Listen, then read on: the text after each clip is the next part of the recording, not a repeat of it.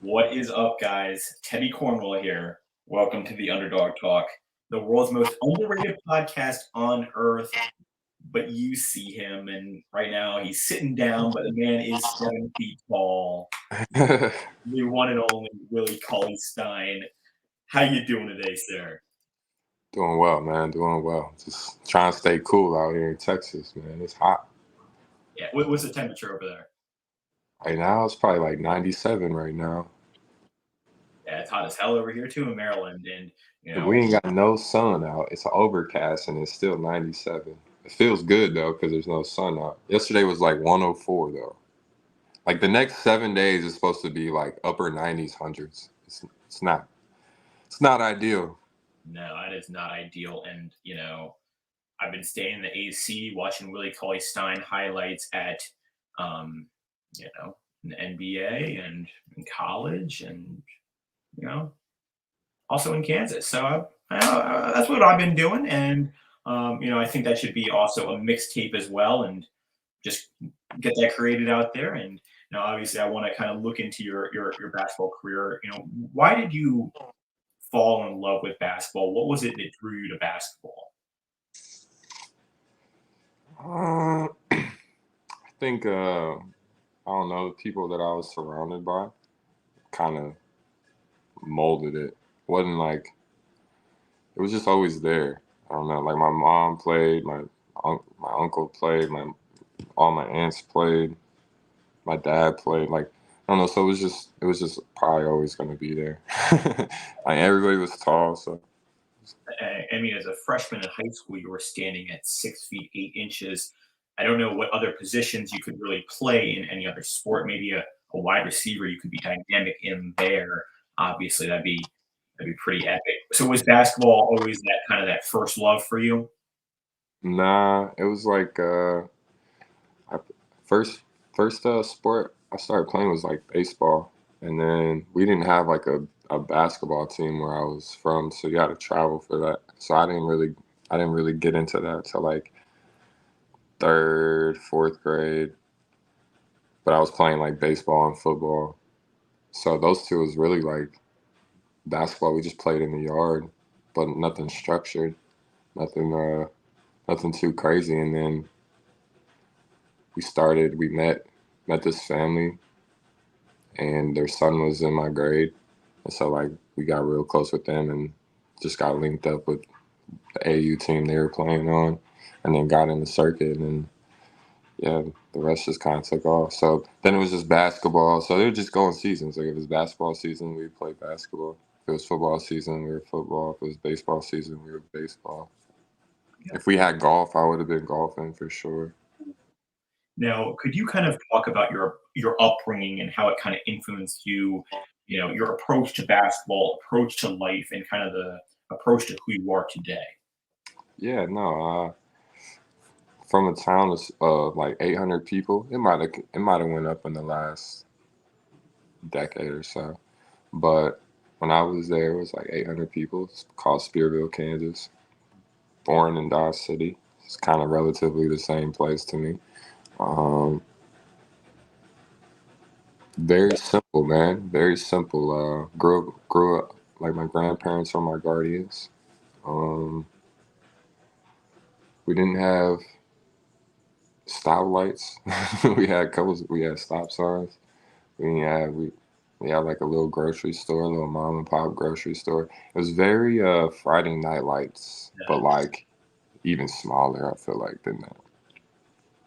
But it was cool, man. It's like a big playground. I think the city's like a mile long each way. So like you could ride your bike the whole city in like 20 minutes.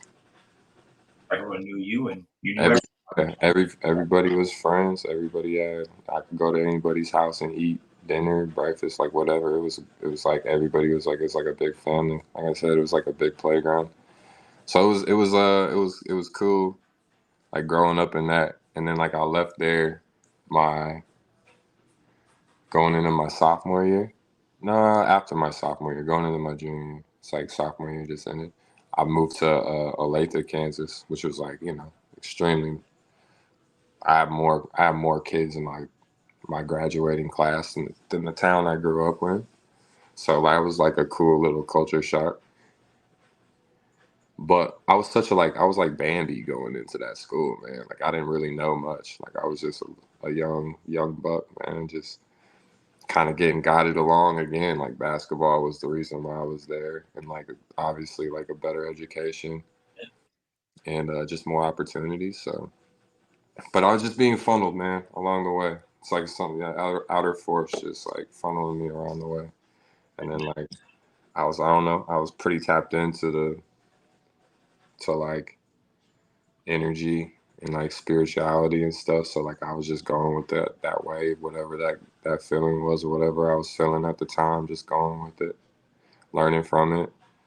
And yeah, I ended up at Kentucky somehow. I was going to ask that. How did, obviously, was Kansas even an option for you to play, be a Jayhawk, or was it, kind of Kentucky was the deciding team that you wanted to be? Nah, man, I wanted to go to I actually wanted to go to KU so bad. Ever like from a kid, I had KU gear, everything. And I went to like visit. It was dope. And then like after that visit, I moved to Olathe, which was like literally 20 minutes from there. And I was playing against Danny Manning's son and Bill Self's son in high school. And so like I was around. So it was weird that I never got an offer from them. But I got offers from like K State, which they was around from the jump too. So like my last like 5 schools I think was K State, Oklahoma State, Florida, Bama, and Kentucky. And then so like I don't know, between the only like Oklahoma State, K State were very like they were on me from like when I was a freshman. Played as soon as I played like my first AAU tournament, they was on me pretty heavy. And then like the other ones kind of funneled in. But nah, man, I had all my friends went to KU, and like literally 20-minute drive from the crib. Like it would have been tough to be like with my family and that type of environment, a college environment, like and being at home, that would have been tough. And everything happens for a reason. I do believe that, and obviously, it turned out Kentucky, and you were a pretty damn good match. What was it like transitioning from high school ball to playing D1 at obviously a blue blood school like Kentucky? What was that freshman year like for you? Man, I mean, I was like basketball wise, I was okay. Like besides like kind of discovering who I was as like positionless person. Like I feel like I'm a very positionless player. Like I could probably play every position if they allowed me to. And so like when I came into that, I had already played point guard since I was a kid all the way until like I was forced to play a big role, right? And then like so I already had these hands and like passing ability and like the way I could see the court was already ahead of like shooting the ball or like things like that. So when I got there, KP really kind of took me under Kenny Payne. When I say KP, really kind of took me under his wing and like developed my skill level to I mean, really the foundation and building blocks were what it is today. But the defensive side, which was like why I was so cold so early, was like, man, in high school, like we had my AU program, OCAN, we had two-a-days, man. We were having two-a-days. I remember like in the very beginning, I was driving from Dodge City like 6 hours to come practice two-a-days and throughout the weekend. But like we would have two-a-days, but 1 2 hour segments literally defense, one's offense, and then like so that was my intro into like okay, this is real. This is like very different than what I'm used to, right? I'm not even used to working out. I'm just like okay, show up, play basketball. Nah, it was so it was cool, man, and so I learned the very like super technical like it's not even technical. It's just it's so easy that people think it's advanced, which is just like always being in help position, always being like on I don't know, always ready to move, Like a lot of people I feel like they don't do that. And it's like if they just did that, their defense would go up so much. But like, so when I went in there, that was like I had already went through the problem stages of shell drill. I had, practices where I was being lazy and didn't want to move, and coach would make me be in that spot for an hour and a half, and then like so after that, it was like, okay, I'm not doing that no more. That was, that was the ego thing. I did that because I didn't, you know what I mean? Like it's like I easily could have done what my coach was telling me to do, but it was like an ego thing of like, dang, I wonder how long he really gonna make me go and do this. And he did it for like an hour and a half. Dude's name is Jared Stanford. He made me do it like an hour and a half, and it was a morning practice. That's why I was scamming too, because it was a morning practice. We had school after. I'm like, damn, I'll take one for the team right now, and I'll do this drill for a whole hour and a half, and then we out. And he made us come back too. That's crazy. He made us come back and do the practice over again. But I know Coach Jerry, and obviously, it was interesting to see in college. Obviously, your freshman year, it was a kind of a bench role, and you coming in with, and then you get the injury. Your sophomore year, you're getting a little more immersive, and then that junior year, it's like you found yourself. You really matured, and obviously the accolades were there to show.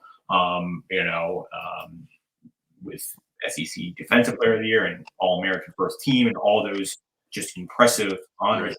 The one question a lot of people talk about is how Kentucky had such a great team. Obviously, there was you, there was Cat, there was D Booker. I mean, this team is so stacked.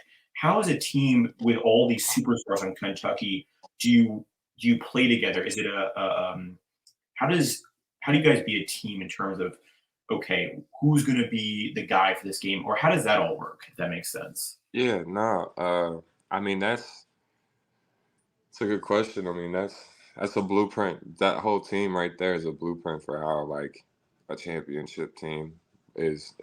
You should want to put your team together like that. And so like when I look back and I think about those pieces, I mean you just gotta give a lot of praise to Coach Cal. I mean, I was a wild card coming back. If I didn't break my ankle the year before, I probably wouldn't have came back. We probably would have won a championship. And two of those guys, three of those guys might not come back. AP probably leaves, and the Twins probably leave if that doesn't happen. So, like you said, everything happens for a reason. And it's crazy you say those accolades because I remember after my surgery, after I broke my ankle in the Elite Eight game, um, I was talking to one of my best friends on the phone, and I was like, man, I think I want to come back. I think I want to come back. And he was like, for real? Because I was like on the draft boards already with a broken ankle. And he was like, for real? I'm like, yeah, bro. Like, I just feel like I want to win something. I want to like win some awards. Like, I ain't never done that before. And then like, I'm still hooked up on a morphine drip at the time. Then I'm like, the next thing I know, I'm, nodded out in and out of consciousness. And he's still on the phone. But like, I remember my mom coming and taking the phone. But like, that part right there was just crazy how it ended up happening. I forgot about it all the way until like the end, and he was like, "Bro, you really like said you really called that." I was just like, "Yeah, bro, that's some pretty special shit right there. That was wild." But I just feel like the sacrifice thing, though, like getting back to your question, is Cal really taught us how to like put our egos aside and sacrifice for the cause of winning, and like that if we just win, everybody else will get taken care of. And like we believed in that, and like it showed. All of us got drafted. All of us are still playing to this day. Um, doing great things, living life. He taught us a lot about how to live outside of basketball. So I don't know. I just feel like all that was in the correspondence, and then to another level of just like us putting our egos aside to get us to put the egos aside. That was the process of like when we first everybody decides to come back, right? It's hype, boom, like dang, like Kentucky in them past probably 5 years ain't really had nobody coming back like that, multiple people. So the fact that we had what was it, 4 starters coming back, like that's pretty wild. So there was a lot of hype behind that. And then now you got these dudes that they done draft or they recruited to fill your spots thinking that you're gonna go. Coming back. So you see that now it's getting dicey because, well, dang, I really have these 5 spots that are supposed to be taken this year. How am I going to do this? So that's why he came up with that platoon system. Is, I got to figure out how to get everybody equal minutes, and then when it comes down to the last 5 minutes, whoever's hooping is going to hoop. And at first everybody was kind of like, but there was so much competition going on in practice that the games didn't even matter because, like, I mean, the first month and a half before, I would say all the way up until probably like 2-3 weeks into school, I mean, we were fighting every day. There was fights. I mean, just we're getting it, I mean, we're trying to win. People's fouling, people's talking, it was just like that right there created it though. That was the foundation of, like, they just let it ride to an extent. They would break it up after a while, get us back going on the game. But, like, everybody had it. It wasn't just a couple. It was just like one day it might be these two, one day it might be these two, one day it might be these four. You know what I mean? Like, one day it's this, one day it's that. And then, like, probably by Midnight Madness, Big Blue Madness, we're gelling. Drake comes. It's like, it's not us versus us anymore. Like, we're getting geared up to play whatever team they got on the schedule for, you know what it is, that beginning little thing. So I don't know. I just feel like how it all gelled, and then, he had the right pieces on the floor at the right time. Um, on how he busted down the platoon system was almost how it was supposed to be if we left. You know what I mean? It's like, okay, well, I got these 5 starters that I had before. Now I got these guys that should have been in that spot. Well, me and Kat, we can play together, so that kind of works in a sense that nobody has to really sit. Like, if one of us got it going, the other one could play the 4, the other one could play the 5. So I was guarding 2 through 5, switching out on 1. So there was no really mismatch problem. It was just who's hot. Let's switch. Let's put this guy here. Let's insert this. So as a coach, I can only imagine how fun that was to play chess with those pieces. Because, I mean, you really had 12 guys that you could play with: Derek Willis and Marcus Lee. Like, they were just figuring out who they were. Now, they're 7-8 year pros overseas doing their thing. Like, so he really had some pieces there, man. It was looking back at it, and I really didn't realize it until I just played in that TBT tournament. But, like, and it had all those people kind of jolt my memory on how special that ride was and how fast it went by. And, like, getting to play with just a couple of them guys again was like, wow, just a little bit. Just, I wish this was our team. Like, I wish this was a professional team right now. Like, being around guys again was lit. I mean, shit, you, the Harrison twins, D-Book, Trey Lyles, Cat. Yeah. That's a starting 5 right there, man. Dakari Johnson. That's filthy. No, you're right. And obviously, Coach Cal's one of the best in the game, if not the best. What makes Coach Cal so unique, so special, and truly such a great coach? Well, I think at this point, he does such a good, like, the proof's in the pudding, man. I feel like he's got a lot of guys that he's helped out that, he can show these other young guys, like, hey, look, this is the same blueprint. They all use the same blueprint. They all got to the same heights. So, like, we're gonna put you in positions to get there, and after you get there, it's really on you. How special and how good you want to be, and they let you know that day one. So, like, if you were getting recruited and you got 5 teams, so this is what happened to me was I'm kind of getting schmoozed by these other 4 teams, and, oh, you're gonna get the ball and yada yada yada. Now, some of that could be real. Some of that absolutely could be real. But there's always just, you hear horror stories on how, coaches be lying to you to get you to go to their school, you sign, and you're kind of trapped there. Now it's not like that, but at the time it was. And so that was always kind of like what I was in the back of my head. But, like, when KP sat in my living room and told us, like, you're not going to be the best player, you're not going to get the ball every time, And one other thing I forgot.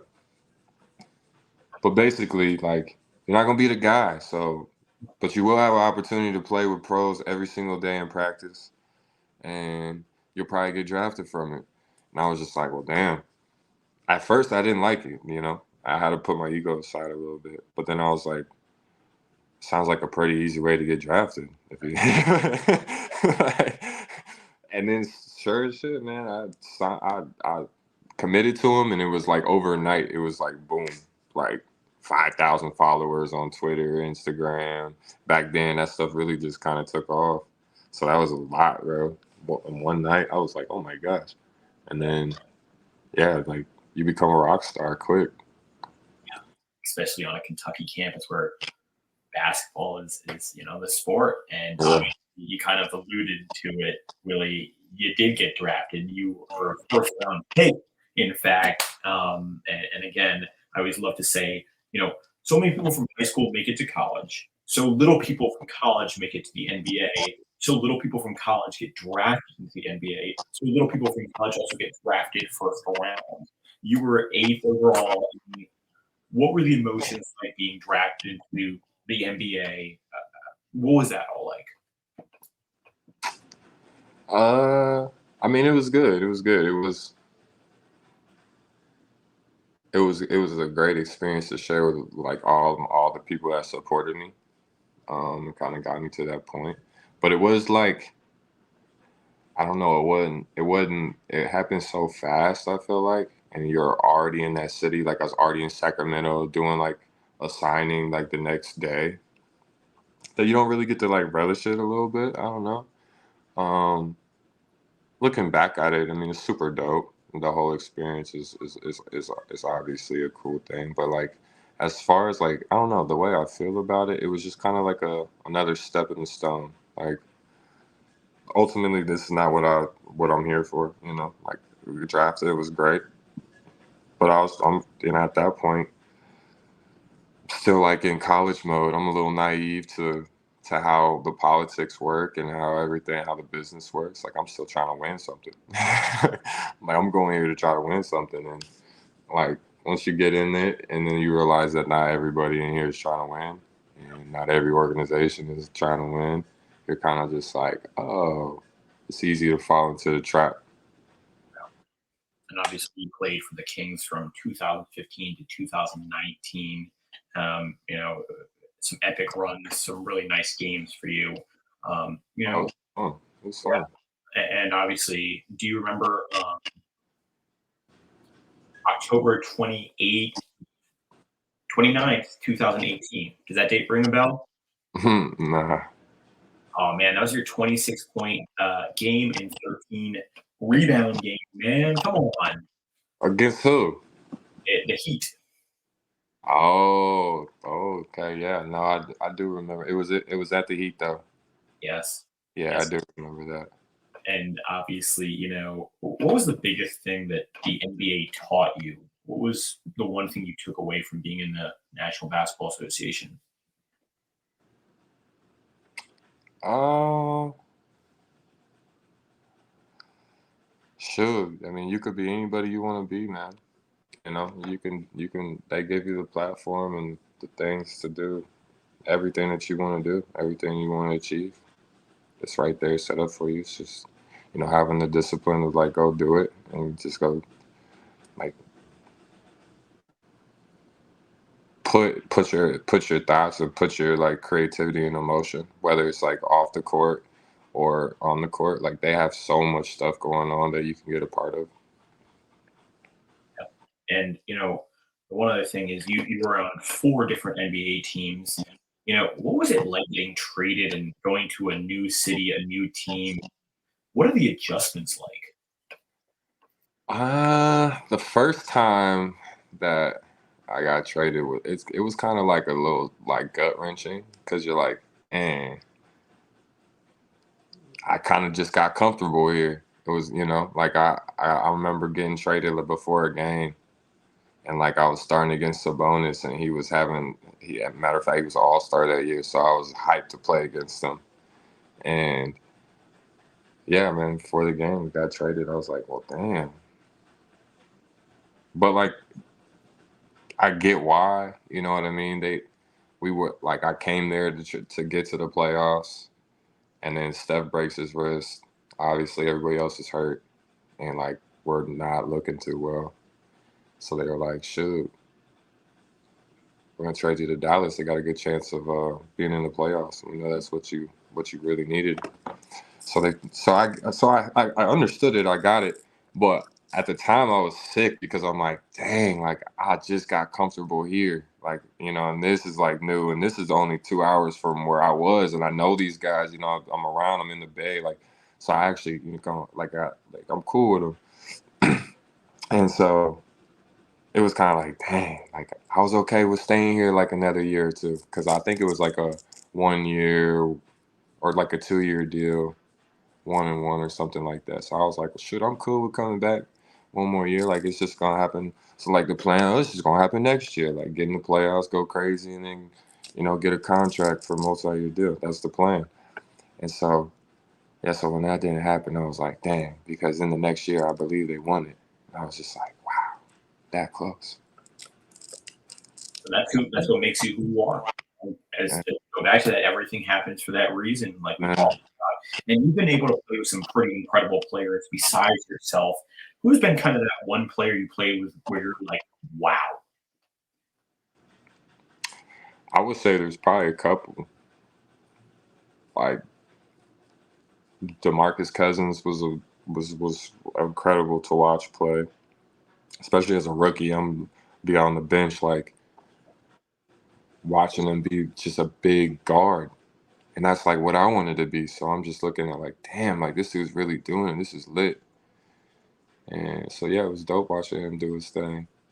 And I don't know, seeing like Rondo, Rudy Gay. I used to play with Rudy Gay on like 2K, NBA Live 2K and shit. So it was like I'm seeing these legends, man, like real life legends. Rondo, Rudy, DeMarcus, Caron Butler. I'm just like, wow. So, and then the year after that, I got Zebo, Matt Barnes, Ty Lawson. So I really had some cool vets, some really cool vets. And then like seeing Fox.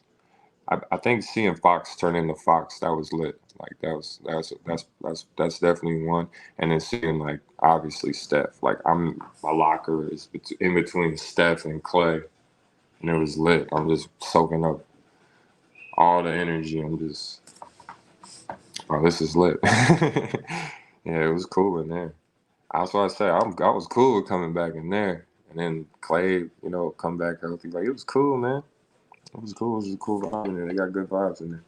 Yeah, Steph seems just such a, and obviously to shout out De'Aaron Fox, I think he's the next guy up in the league right now. That dude can ball, and I think he needs to get his head nod soon. He deserves it. That Kings team, wow, they're a real deal. They're a real Yeah, deal. no, they put a team together for sure. And I always like to ask this question. You were in the NBA. You were excelled in the NBA. What is your biggest tip for someone who is looking to make it to the NBA like you once were? Say that again? What's the word? What would your biggest tip be for someone who's looking to make it to the NBA like you once did? Uh, I would just say like write stuff down, like write goals down, write daily goals down, write hourly goals down. I mean, like simple goals too. I don't know. I think paper's magic. Writing stuff down. I mean, it tends to happen when you write it down. So I think just putting that out there and you're reading it all the time, over and over, or whatever it is that you want, whatever you want it to come out of, like even getting to the league. I mean, like I had vision boards growing up. I mean,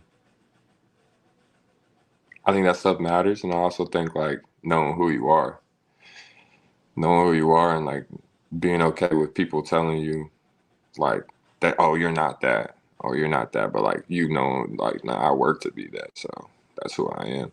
and like really staying 10 toes down on who you are. Because at the end of the day, like that's all that matters. So No one can tell you who you are, what you can't be, or what you can be. yeah, I back. what is next for Paul and obviously post basketball? Are you going to go back into the game? What's next for you? Yeah, I mean, I'm still playing. I'm still going till the wheels fall off. But I think I wanna get my degree soon and get into coaching and I don't know, either coaching or like start some sort of sports academy and like I don't know, have like every sport in there in like a big old warehouse, but really teach these games, really teach the business of these games. Like now with NIL deals and stuff like that, like you're having to learn this stuff way quicker. And a lot of us, I mean, shoot, I'm one of them. I'm a product of it. Have no idea what's going on with money or numbers or bills or what to do with bills or like that stuff's I don't know. I think it's beneficial to learn. It's not a curriculum. Somebody should make it a curriculum. Um, so yeah, I have like I mean, it's pretty advanced, but I feel like it would be dope to make come to life in some fashion. Obviously, start small, but like the big like grand scheme of it would be incredible. Obviously, the kind of final topic I want to touch on is mental health, and it's so important. And obviously, you had pressure on you, you handled it. How can others in NBA, NFL handle the pressure and have a positive mental health being an athlete? Yeah, I mean, I feel like truly, I don't feel like they do a good enough job with handling mental health and handling alcohol and drug abuse. Um, which is to me, that's all mental health. It all goes hand in hand.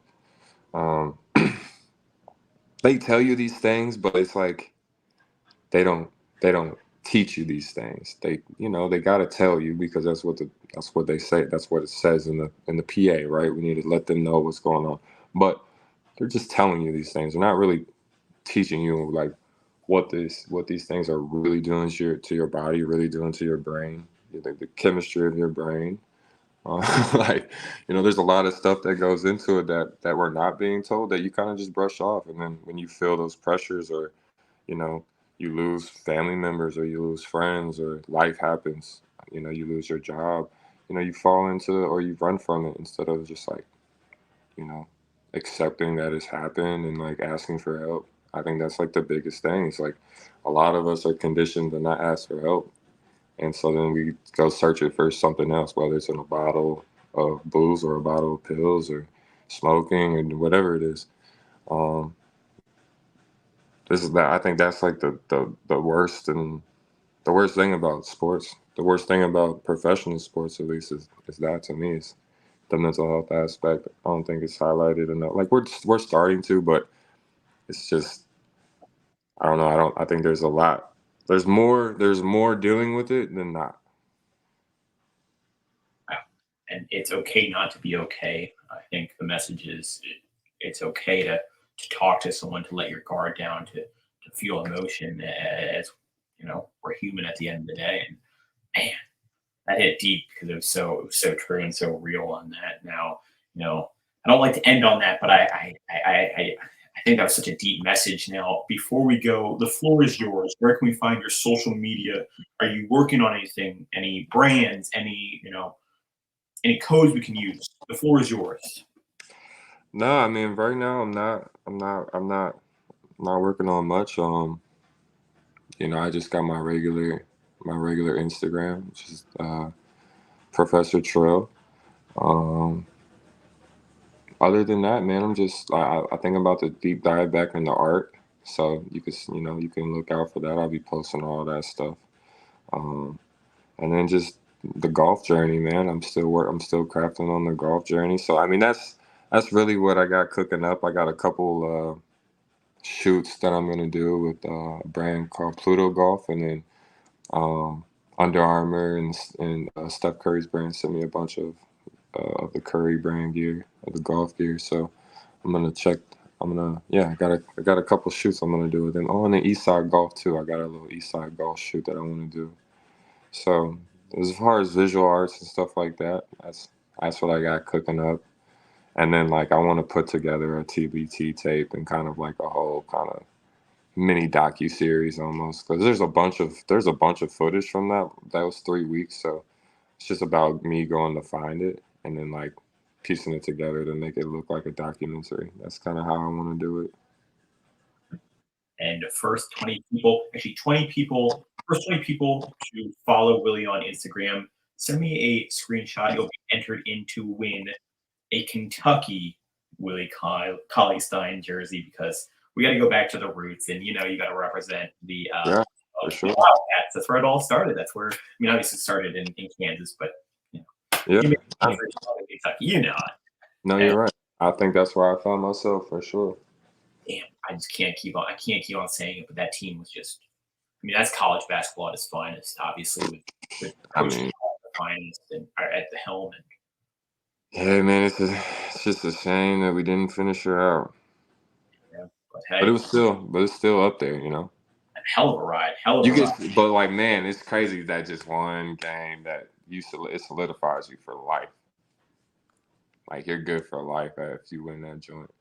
If we just won one game, that you're good for life. Yeah, it's crazy how life works sometimes. But guys, don't forget to. I always think of it like, you know what? I guess we didn't need it. I guess we didn't need to win it, or like I guess we didn't have to win it. Like we got something else from it, I guess. I think you guys cemented your legacy with or without it. No, that's a good way to put it. That's a good way to look at it. We're just competitors, bro. So if you don't win, you just feel like it's tainted. It's just like, it didn't happen. But I'll put it like this: when you think of college basketball, you think of Kentucky. You think of that team with you, D Book. You think of even Julius Randle there. You think of Yeah. Jamal Murray. You think of Kentucky basketball. You're in that conversation. That team's in that conversation. When you think of college basketball, Kentucky's in there. Your team's in there. So I think you cemented your legacy, sir, and I think you did. Nah, that's a good way to look at it. I'm glad that you said that because it makes me feel better about it for sure. I mean, I think many people know your name, and I think you're just getting started, sir. So, guys, don't forget to like, comment, subscribe. All of Willie's social media will be in the bio. Don't forget to follow him. And until next time, guys, the big fella and the underdog out. Hey, Willie, thank you